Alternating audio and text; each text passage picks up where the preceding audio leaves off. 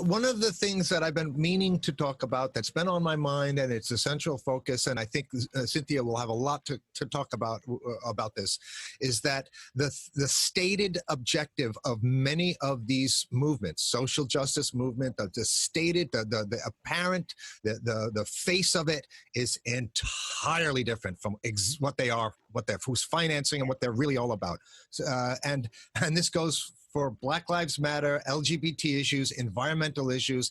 It looks like literally every single one of these thousands of entities are fake. All of them are fake. Cynthia? Well, that's a good place to start. And in fact, I've always said that I've always characterized myself as a revolutionary, but I want it to be my revolution. You know, I don't want it to be somebody else's revolution. And in the 1960s, we almost succeeded in having that popular people's revolution that was anti-war and pro-social justice. And we saw what the Department of Justice, the CIA, and all of them did under the guise of COINTELPRO and all of the other, programs that they had out there.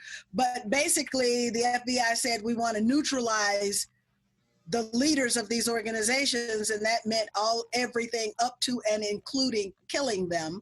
And so we had the decade of the 60s, beginning with the JFK assassination in 63, ending with the 69 assassination of Fred Hampton. And basically, they destroyed our revolution. That's the revolution I want to get back to. You're absolutely right that something that's paid for by a billionaire, well, it's subject to the whims of the billionaire.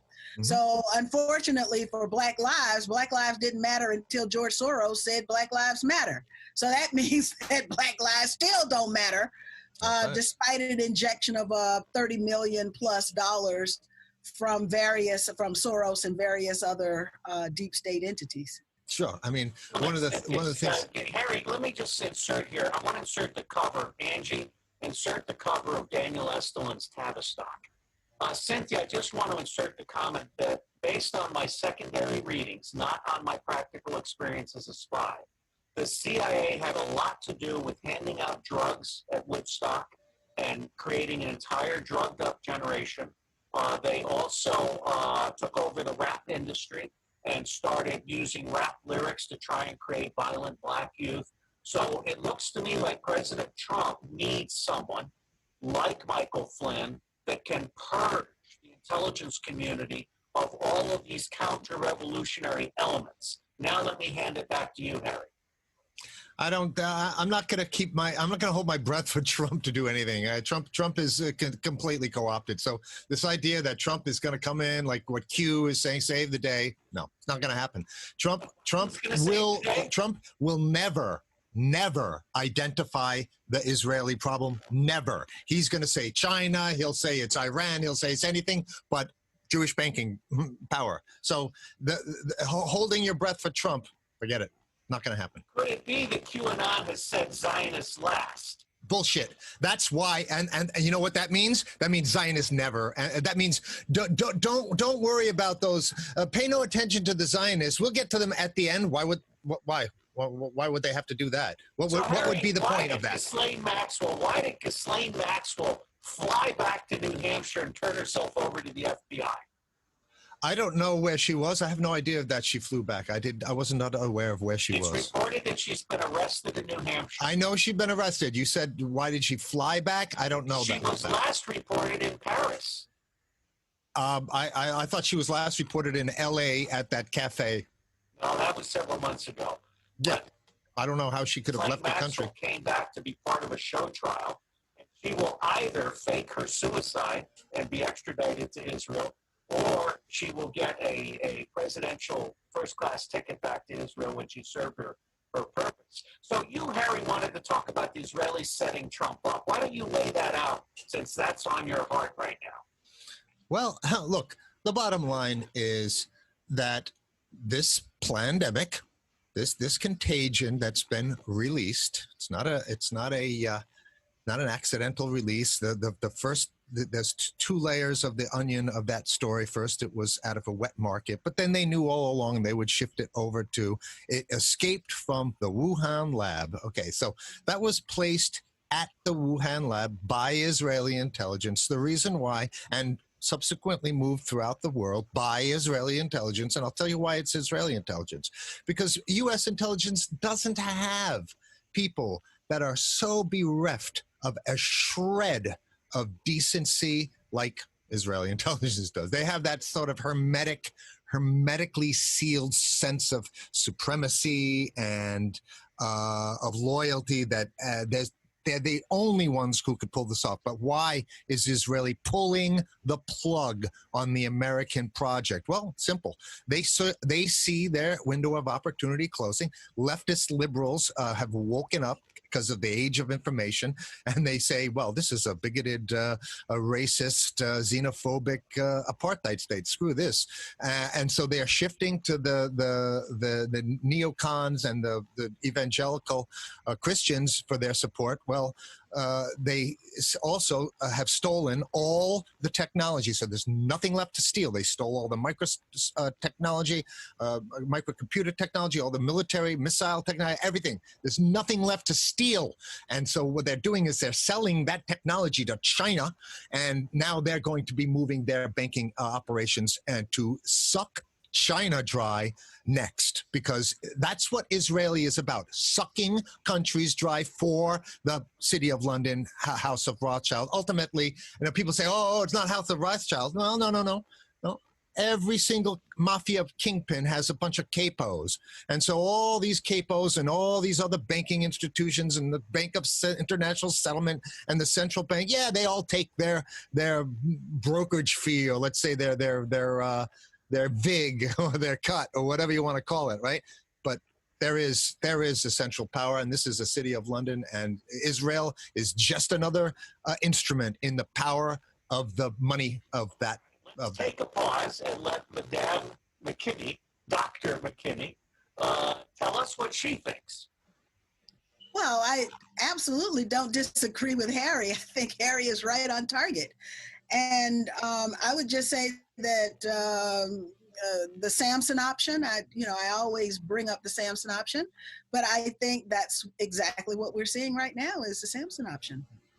Yes, 100%. Thank you very much. That's what's happening. They're pulling the plug because they see their window closing fast, and they would rather, and you have to understand too, that when they do an international pandemic, right, they're largely insulated. There's no proof that there's been a lot of affecting of Israel. They're largely insulated, and their whole thing is, oh, we're going to rescue everybody, and we're going to provide clean water for you, and then we're going to be the next manufacturing hub for your electronics because we're going to save the day. That's what they're up to.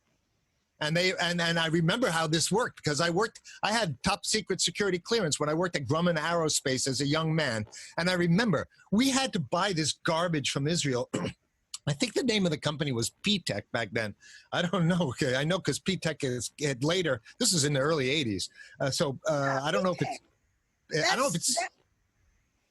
don't know if it's the same. Yeah, that was Indira Singh. P-Tech. Which ended up being a part of the whole scandalous affair of spying. That's right. Yeah. Well, the thing about it is back then, this was hardware, though. We had to buy these, this was in the early days when the PC first emerged, so 1980, 1981. And then we were forced to buy this P-Tech version of it. Right. And now, and when you look at all these Israeli companies, they do everything, and we could get into some modern problems here in the United States of these Israeli companies that, one particular Aaron Berger, who's behind the Sunrise Movement, which is a fake social justice environmental movement. He runs a paramilitary. He's an Israeli intelligence, runs a paramilitary base of operations in North Florida and in I think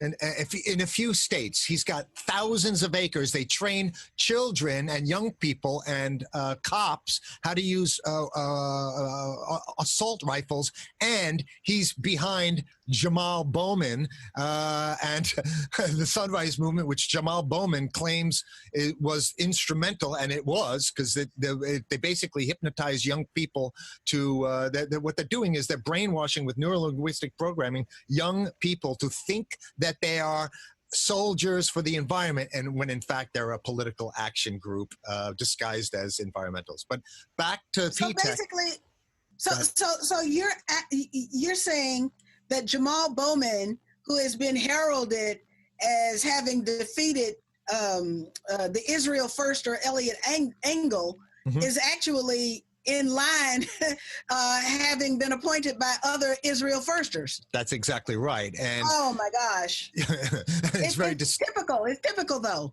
I'm not surprised. Yeah, it's very scary. And so you have to look at all these groups that are financing this change. And I have to ask myself, well, why in the world would an Israeli intelligence group get rid of their cash cow, Elliot Engel? I mean, this guy was definitely dependable. I think what it boils down to is they know that they can't get away with the same crap forever with their Jewish face, the white face, the middle class, the white middle-aged face. They need to use gay, black, female, and preferably all three to push the same agenda that they used to push.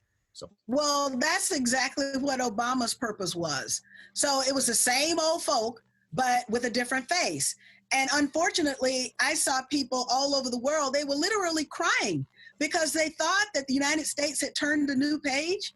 And in fact, it was the same old page, the same old story. Yes. Within his very first act as president was $600 million to the Jewish bankers, basically. And the overthrow of Zelaya in Honduras. Remember, that was his first regime change, too. So, overthrowing the people's will. Exactly. So this is what it is. I mean, and he was also, his foreign policy came from my mentor, Zbigniew Brzezinski, who was my mentor at Columbia University, and it was Barack Obama's mentor too in terms of that. So when Brzezinski is the guy who's taking you by the hand for the foreign policy, you're establishment, man, 100%. But back to and again, I would say that we need to do a pretty big reach out to Jamal Bowman to say, look, you're in power now, and I think there needs to be a courageous, because I've seen with I've gotten in front of a group of people with a bullhorn, white folks in a small town USA, and said, I saw the video. Okay, thank you. I said, enough of Israel. Cut them off. Cut them off. Cut them off. And you got applause. Big applause. And so Jamal Bowman in the South Bronx and the Middle Bronx, I'm sure he could get a very big applause. So even if he decides to be the very first congressman, well, you were the first one to have courage, Albert, but even if he said, you know what, they put me here, I know that, they put me here, but I am not going to vote for one penny of that $38 billion. I'm going to stand against more weapons to this country, even if they poured $100 million against him. If he gets out with that bullhorn and says, you just ignore this $100 million, he'll win it. He'll win it, Well, I would hope that he would win it. But I was pretty strong in my district and pretty much loved by the people in my district. But unfortunately, they are able with their Hasbara propaganda machine to really turn it on. And I just recently did a poll on my Twitter page, and I asked the respondents, what kind of leadership do you want? So the first possible response was leadership selected for me by the deep state. The second possible response was community-proven, community-tested leadership. The third possible response was, I don't know the difference. 46% of the respondents said they didn't know the difference. So therein lies our problem, that people don't know that there's a difference between me and a Denise Majette. They don't know that there's a difference between me and Hank Johnson. And so when you've got this preponderance of negative media being spewed out, just as it was with Muammar Gaddafi, again with, the way they do it, and they do it here against the elected leaders who are the elected representatives who are chosen by the people, then the people get confused and they don't know, notwithstanding the fact that I was in my district every year. I mean, every weekend I was bringing money home like you couldn't believe. In fact, in 2000, the last time I served was 2007, and the state of Georgia still has money that they have not spent that I got for my constituents. So I was bringing home the bacon, as they say. I was bringing home the representation. I was exposing the corruption in Washington, D.C., exposing the swamp before, people knew it was a swamp. And they got me. So if they can get me, they can get anybody. And that's what those people up there in Washington, the ones who were there when I was there, that's what they know. And so no one wants to end up like me. So then you do what they tell you to do. And I can give you another. Hold on, I'm the host. I feel like I'm trapped between two radicals that make me look like a You're breaking up, Robert. I can't hear you. I hear you both. Now, from where I sit, the United States does not do counterintelligence because the Zionists own the U.S. intelligence community, and they own the FBI, and they own the National Security Agency, and they own the Central Intelligence Agency, and John Brennan and Gina Haspel specifically are Zionists. And the U.S. military and the policymakers in both the executive and legislative branches. Now, let me throw a curve here. I have reliable information that says that John F. Kennedy Jr. is alive and is going to appear at Mount Rushmore on the 4th of July. I think that's that Q business, and I don't think the Q business has any place in a. I don't want to waste too much time on this. Is there any possibility? No. That after John F. Kennedy was assassinated, patriots started organizing toward the day when they could take America back? Look, let me tell you something. At the time of the murder of Dr. Martin Luther King Jr., 30% of the respondents to, I don't think it was Gallup, but one of the other great big huge posters, said that Dr. King deserved what he got. And so you've got this attitude in the United States, once the propaganda machine has vilified you, then they're literally laying the groundwork for your quote unquote neutralization, which is the word that the FBI used, which basically just means your murder, your political murder, your spiritual murder, your physical murder.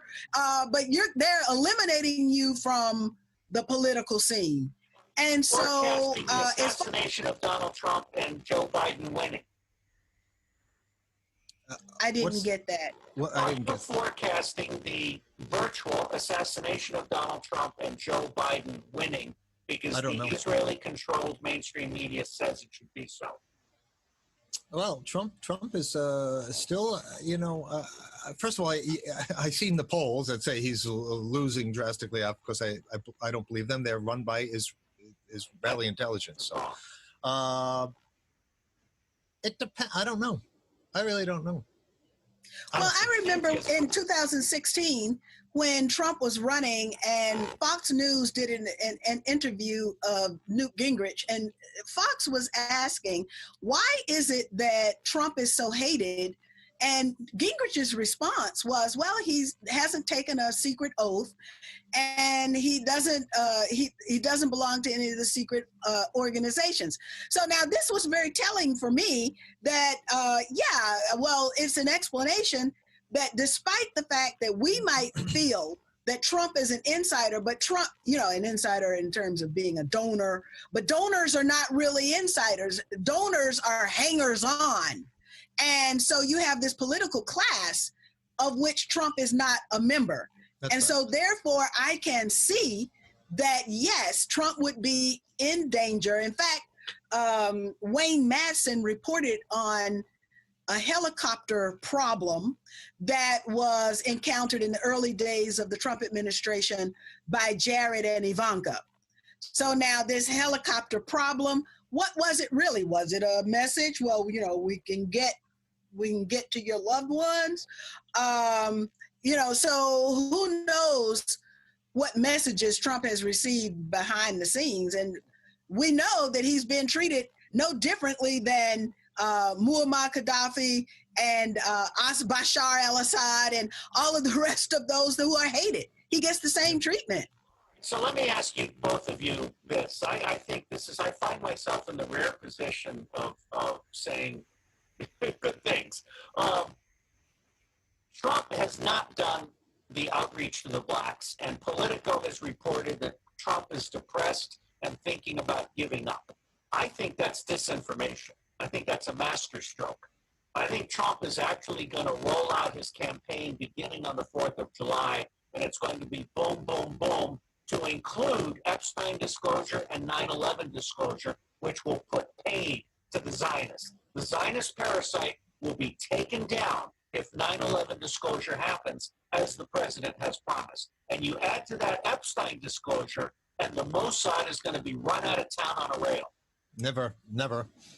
They own the town. Well, as far as I'm concerned, the Donald Trump campaign for 2020 should have begun on day 1 of 2017, January 20th, 2017. It hasn't materialized. It hasn't happened. So Politico could be absolutely right.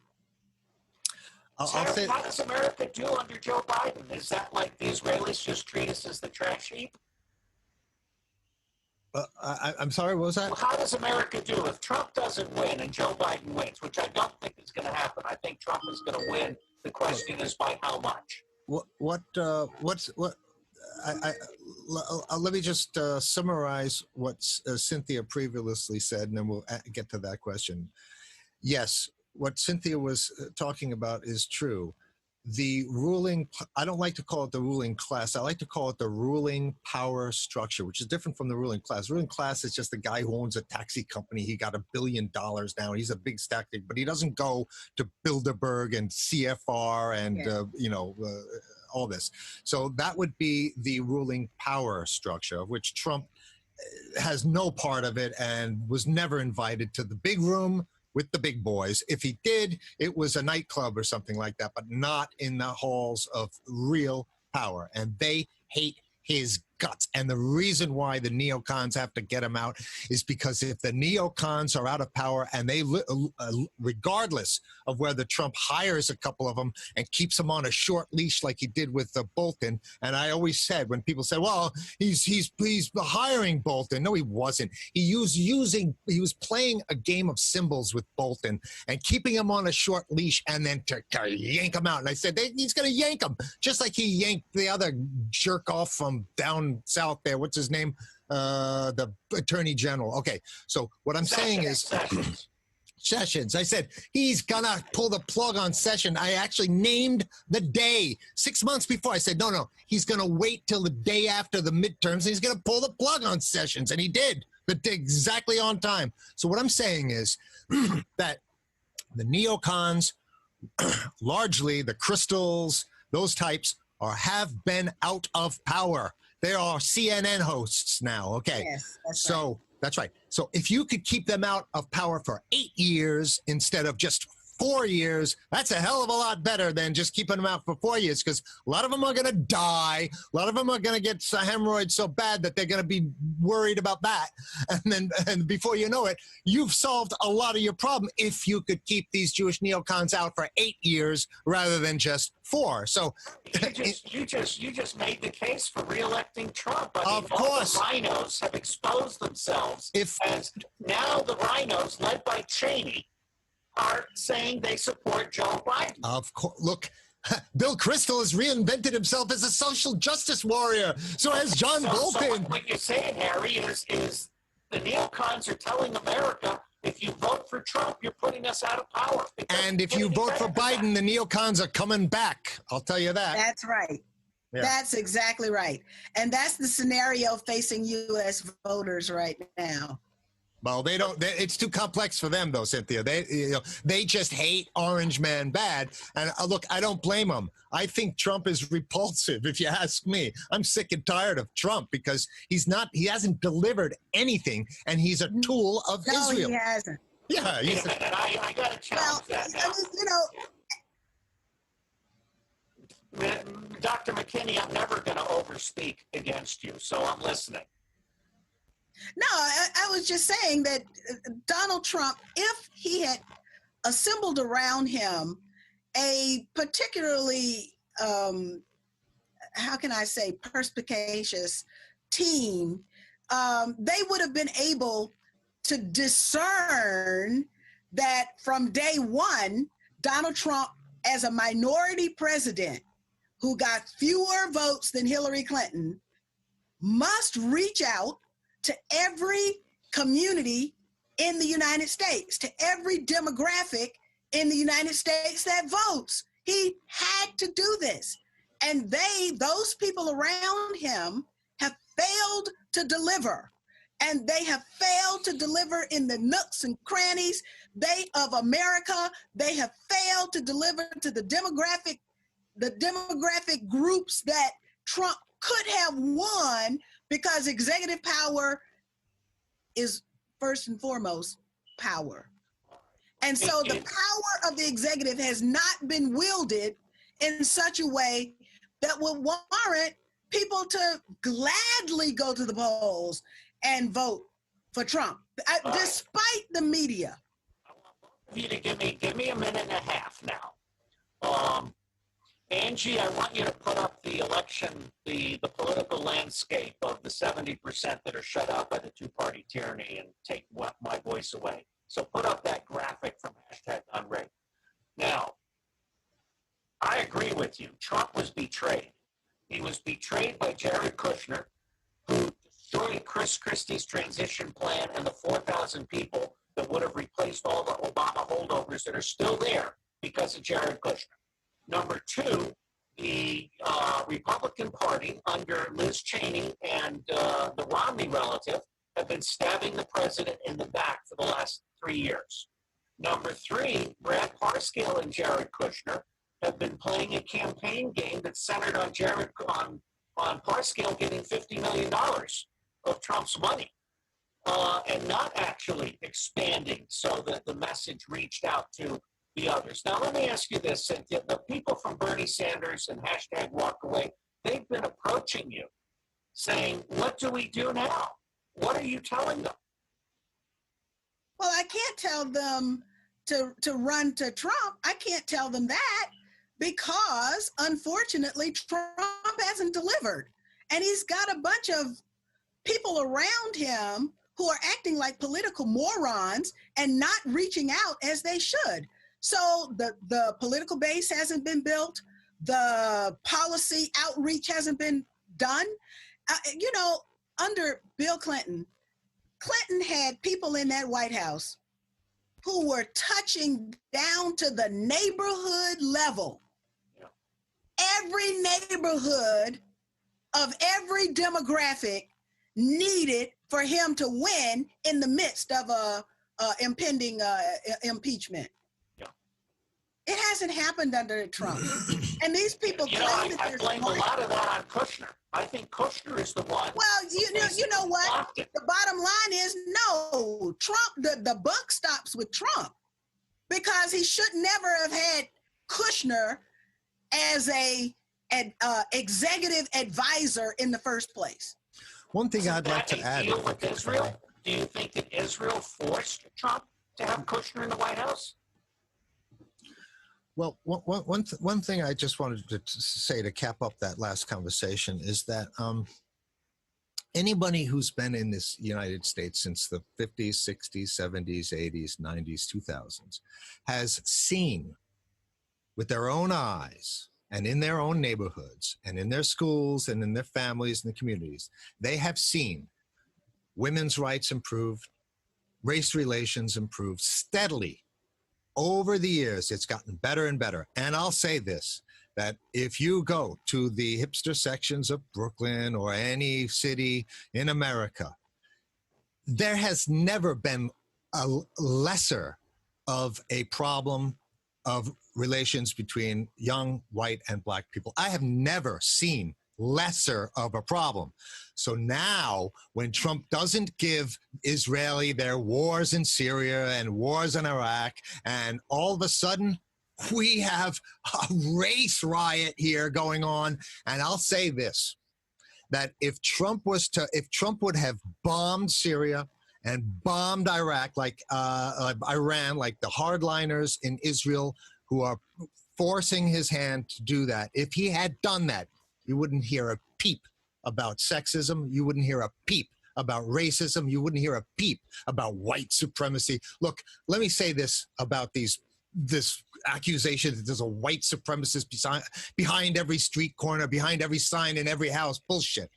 Bullshit. Especially with these cops. Look, yes, you'll have garden variety racists. Of course, you find them throughout history. There's nothing that's a common thing among all people. People have an affinity for their own kind. That's a form of racism. Okay, but this idea that we have, and look, I hate cops. Don't get me wrong, and I'm very open. I hate their guts, and I always have and will till the day I die. So I'm not saying anything good about cops here because I hate them. But I'll say this. Okay, but I'll say this, that to think that to all these accusations that these cops are white supremacists, even that doesn't even square up. I think they actually have, if anything, an inferiority complex. I think they know that they're not well put together. They know they're not at the vanguard of our society. They probably have a lot of resentment and a lot of inferiority about that. So the problem is not that we have this, fulminant white supremacists. That is their boogeyman they are using so that we get the attention off the real enemy, which is way up there in that 1%, in the ivory towers, in the top of the corporate structures. That 1%, those billionaires, pay no attention to those. Let's focus on the white supremacists on down the block. Bullshit. Bullshit. I agree with you, Harry. I think we have a massively funded, carefully orchestrated divide and conquer. Of course. This is COINTELPRO in reverse. This is the Israelis running COINTELPRO on everybody. So I would also just add that one of the main lessons from the COINTELPRO program that we should draw is the fact that these organizations that are purportedly white nationalist and white supremacist organizations basically are mostly intelligence fronts. FBI.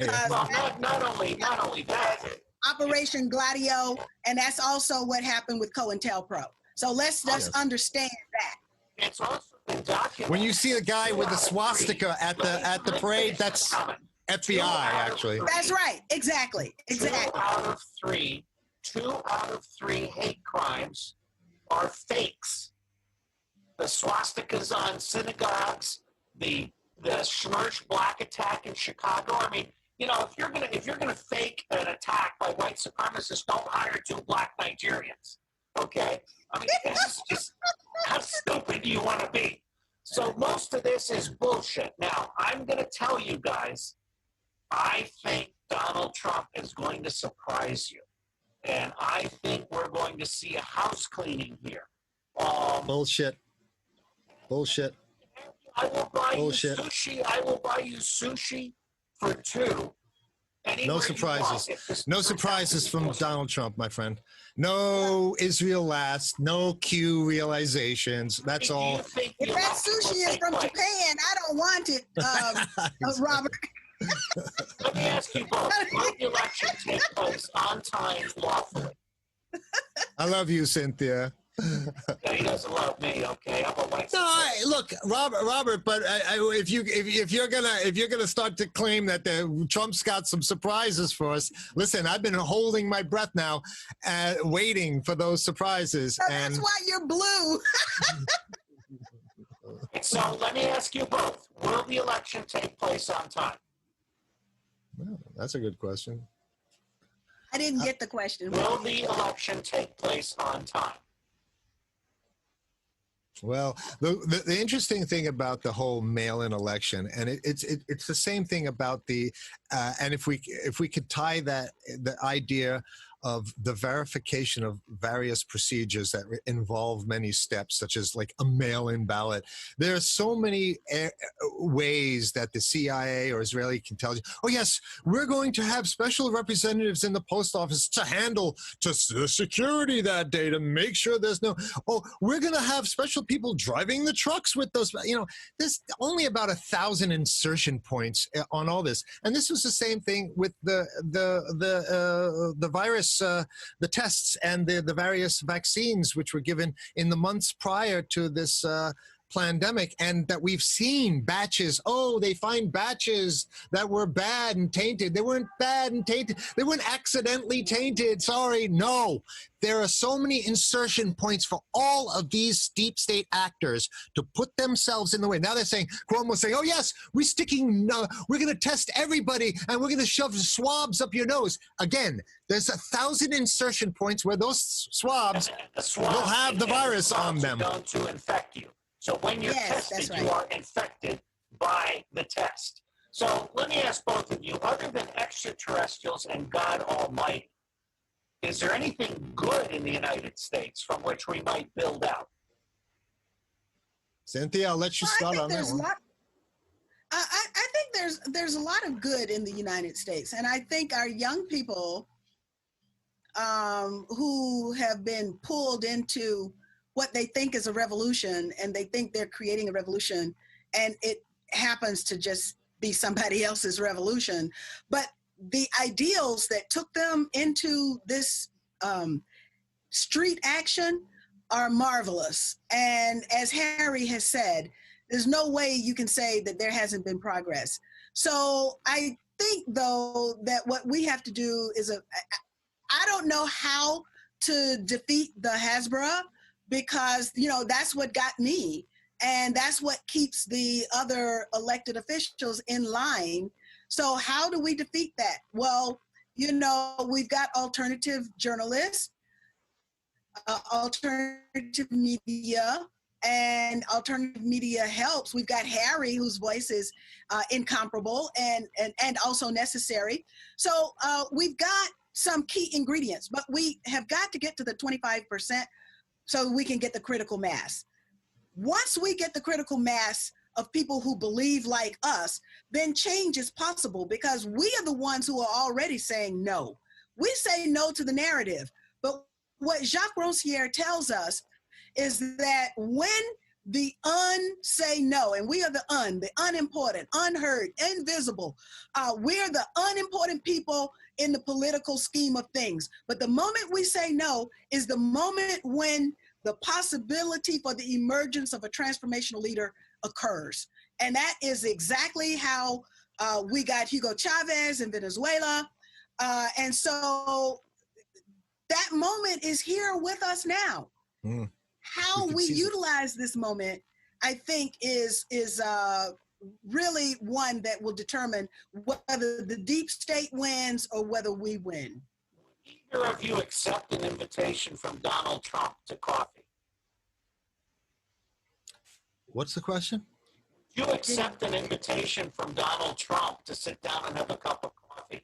Of course. I mean, I would accept an invitation with anyone. I mean, Tell the president, assuming, from where I sit, a president who is in power running for re-election has a lot of golf clubs that they can use, even in the last 3 months. So Harry, no, he has a lot of golf clubs that should have been used 3.5 years ago. I know that, but that's past. Let's focus on the next 4 months. I'm gonna let that be past, because what? Past is the present and We have 4 months. We have 4 months to decide whether America is going to become a Zionist trash heap or eradicate the Zionist parasite and create America the Beautiful again. We have 4 months. So, Harry, what would you tell the president he needs to do in order to eradicate the Zionist parasite and play to the advantages that he has? You know, this being a Trump-centric conversation or issue, I think is we have to speak to people. Trump is not going to do anything. We have to have a new language about this issue. First of all, I would encourage people that if you have a leader, so-called leader, and they've taken one single penny from Israel or any of these Jewish banks or any of this stuff, that they're disqualified. Get them out. That's what I'm saying. Out. Get them out. Okay. Now, that's something that people can actually understand. They can keep it their secret. They don't have the entire Congress, with the possible exception of Rand Paul. Exactly. That's what I'm saying. All incumbents must go. All of them. There is no. Trump isn't planning that? What? How do you know Trump isn't planning? Trump is a major part of the problem, because Trump, as the commander-in-chief, could have told us all these things. I think it's inconceivable that Trump doesn't know that. I think it's inconceivable that Trump really believes that China did this thing and that Israel is a good actor. I think that's inconceivable.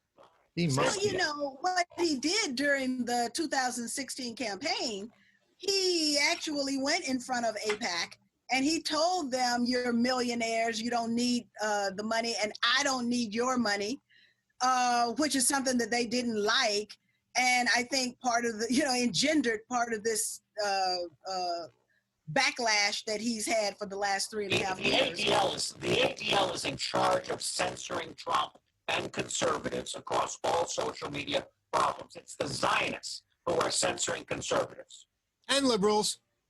No, they are censoring progressives like Charlie P., the black woman from Atlanta. Yeah. I'm as left liberal as you're going to get. I didn't know that. I think I beat you, Harry. I think I'm a little bit more left. I'm right of center. I'm proud of it. I've always...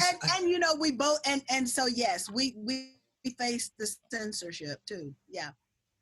So three things have to happen. I mean, from where I sit, #unrig, which Cynthia and I co-founded, #unrig election reform is the obvious starting point.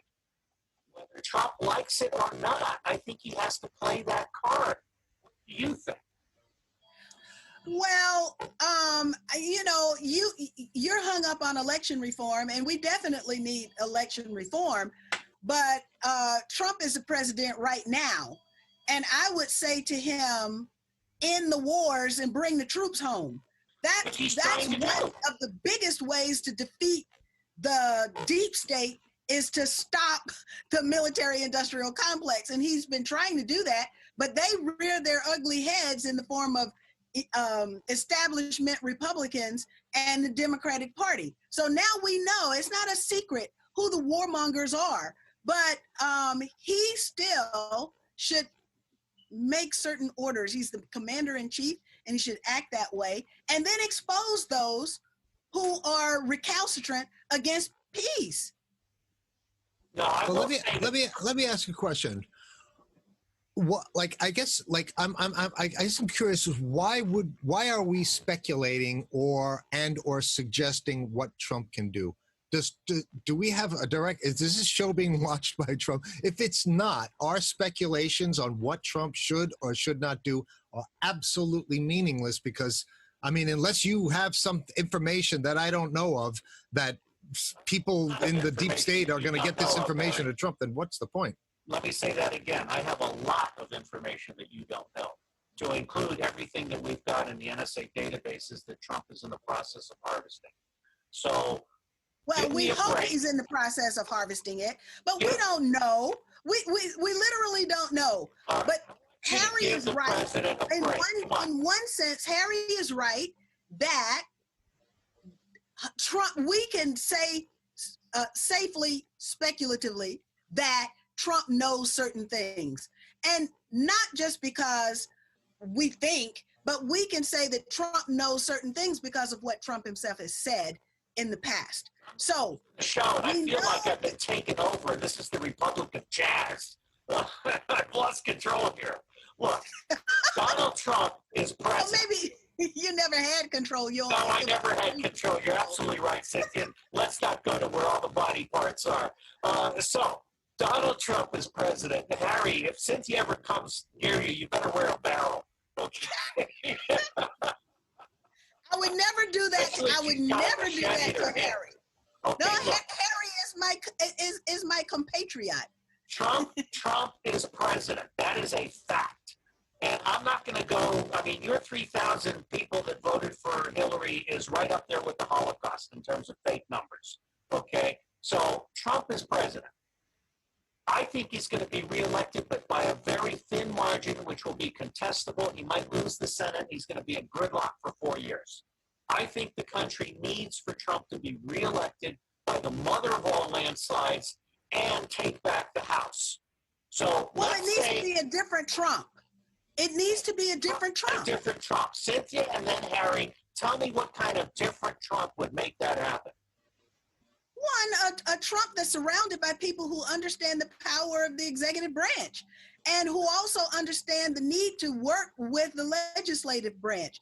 There are thought that there are going to be perhaps several Supreme Court appointments. I think it's vitally important that deep state actors are not appointed to the Supreme Court for the rest of their lives. But you just made the case for Trump. Well, I would make the case for a different Trump. Okay, And so that tell Trump me has more got about to be a different Trump. smarter Trump, a more independent Trump, and he's got to have smarter advisors around him. Name three people that can replace Jared Kushner, other than yourself, because we know that we need you there. Name three people that Trump's not talking to that can help him politically. And I certainly do not want Boese anywhere near this campaign. I think Boese is completely compromised, and so is Lewandowski.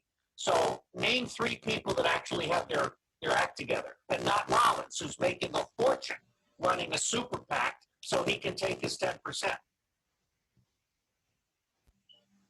I honestly don't know. I mean, speculating about like who, like this fantasy stuff about what our dream Trump scenario. It's not a fantasy that Joe Biden could be given this election by theft. Yes, but me telling you what I think would be a great pick, that great Trump picks, is kind of an exercise. I'm asking Cynthia because you don't know. Not that I don't know. He can't say he doesn't know. It's not that I don't know. It's just that Harry knows the street. I think you know the politics. So, Cynthia, what three things does Donald Trump have to do as we draw to a close here in what has been a mud wrestling festival that I wasn't expecting? I feel like I'm back in Woodstock. So what three things, Cynthia, we'll give Harry the last word. What three things do you want from Donald Trump so that you will feel like America's getting back on track?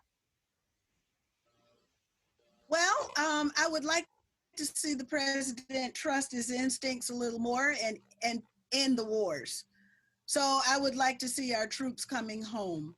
That's one thing. I would like to see infrastructure investment because, you and I drove across the country and the roads are in horrible condition. So we need investment in our roads, and we are seeing bridges collapse. So we need investment in bridges. Atlanta just came off of a boil water advisory. So we need investment in our water infrastructure. So I would say that definitely we need the infrastructure Marshall Plan to, in fact, the civil engineers routinely give the United States a D in its infrastructure. So we need that. And I would say something along the lines of, well, actually, I'd also like to see him release the remaining JFK papers, because that'll tell us a lot about who is and do 9/11 those that are disclosure. still alive. And pardon the Black Panthers. Yes, All right. yes. There's a lot to be done. I'm not giving up on Trump, but Harry, please take my word for it that somehow some of this stuff is going to get to Trump. Okay, in my fantasy world, yes, my fantasy world was have a serious investigation on who did this pandemic, because honestly, that's the immediate threat to our future right now. So if it's not hard to figure out who did this. No, I would like to see Fauci and Gates' heads on. Of course, expose them all, throw them all in jail. So there's fantasy number one. Fantasy but that's number. Not a fantasy, Harry, because but Harry's on a roll, Cynthia, so let him go. Trump instructed his health staff, executive staff for health, to investigate the presence of the 4 HIV inserts into the SARS coronavirus 2 virus. So Trump is definitely aware of that, because I've seen the letter. Actually, the letter is on Robert's website, and it's in my I want to bring this back to Harry. Let me just so you're absolutely right that we need an investigation of this pandemic. Next one, Harry. Yeah, let me just, Harry, before I give it back to you, let me say that when I wrote the original article, which blamed the Zionists for the Wuhan outbreak, it's at tinyurl.com/Steele-Wuhan. I nailed it. I called it. Now, Harry, I said the president has to do a counterintelligence investigation. Here's the problem. He is being rolled by the FBI, the NSA, the CIA, and so forth. He doesn't have anybody with a combination of big brain and big balls. Here's the second fantasy solution. Here's the second fantasy solution. No sitting member of the U.S. military or intelligence or Senate staff or House, DIA, DOD, NSA, FBI, not a single member can be allowed to join a think tank and get paid by a think tank, which is Israeli intelligence disguised as a think tank, like FDD or the whatever they call it. The Foundation for the Defense of Democracy. This is a Israeli intelligence operation, and they own and control Michael Hayden, who is the former NSA chief, senators. So all those people have to be asked. You need to make a decision. Do you work for the United States or do you work for Israel? If you work for the United States, you have to leave your position. You have to get out of that. Or go get the fuck out of here. Go to Israel, right? Go to Israel, man. Get the fuck out. But you have to make a decision, and then it has to be a law. No, it's against the law for a current and future. So that means if you are a major person in the intelligence agency, you are not allowed to work for Israel to lobby your former agency, because that's another problem. So if Trump wants to be serious, and believe me, you'll get a lot of support, because all you have to do is tell all these other military personnel, okay, there's 6 million of you. Are all 6 million of you getting paid by Israel? Oh, you're not? Oh, you mean just these select ones at the top are getting? Oh, I see. Okay, so if you're going to fucking pay us all, that's fine. How much are they getting? Harry, go on to fantasy number 3. Fantasy number 3 is finally open the books on 9/11. You do that, and if those 3 things happen, then, of course, the American people are going to have their pitchforks out, right? They're going to stick them in their leader, their Zionist piece of shit, leader, whatever you want to call him, right? I call him a Zionist piece of shit. They're going to get their pitchforks out and stick it right in. And that'll be the end of this mess, this Israeli mess that is destroying the planet Earth and destroying the future of your mother and your sister and your son and your daughter and your family and everybody. It's the evil that's destroying the future. So if we are going to deal with it, we have to deal with that threat to everything. I understand that. And before I turn it over to Dr. McKinney for the last gracious word of the show, I do want to distinguish between Zionism and Judaism. No, you can't, because the bottom line is it's Jewish privilege. It's Jewish supremacy. These people aren't Zionists, and they're not Israeli. These people are using the Jewish religion, and this is what it is, this language game we have to play that we're being told that, no, we can never use a J word. We have to use a Z, and those are the incorrect words. This is people who are using the fact that they're claiming they are Jewish.